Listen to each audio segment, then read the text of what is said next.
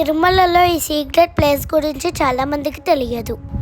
కానీ ఇక్కడ స్వయంభూ వినాయకుడు ఉన్నాడు. అందరికీ నమస్కారం. ఈ రోజు మనం తిరుమలలో ఒక చాలా అందమైన మరియు ప్రశాంతమైన ప్రదేశం జపాలి తీర్థంకి వెళ్తున్నాం. ఇది ఒక నిజంగా హిడెన్ జెమ్. జపాలి తీర్థం తిరుమల మెయిన్ టెంపుల్ నుండి సుమారు 5 కిలోమీటర్ దూరంలో ఉంటుంది. పురాణాల ప్రకారం జపాలి మహర్షి ఇక్కడ తపస్సు చేసినట్టు చెబుతారు. అందుకే ఈ ప్రదేశానికి జపాలి తీర్థం అని పేరు వచ్చింది.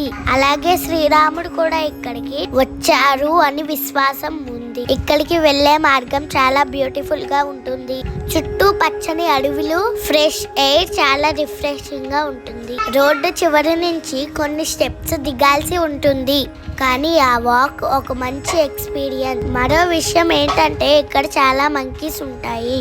కాబట్టి మీ బిలాంగింగ్స్ జాగ్రత్తగా చూసుకోవాలి. ఇక్కడ పవిత్రమైన హనుమాన్ స్వామి టెంపుల్ ఉంది. వర్షాకాలంలో వస్తే ఒక చిన్న జలపాతం కూడా ఉంటుంది. ఇక్కడ మరో ప్రత్యేకత ఏమిటంటే ఒక చెట్టులో స్వయంభూగా ఏర్పడిన వినాయకుడు రూపం కనిపిస్తుంది.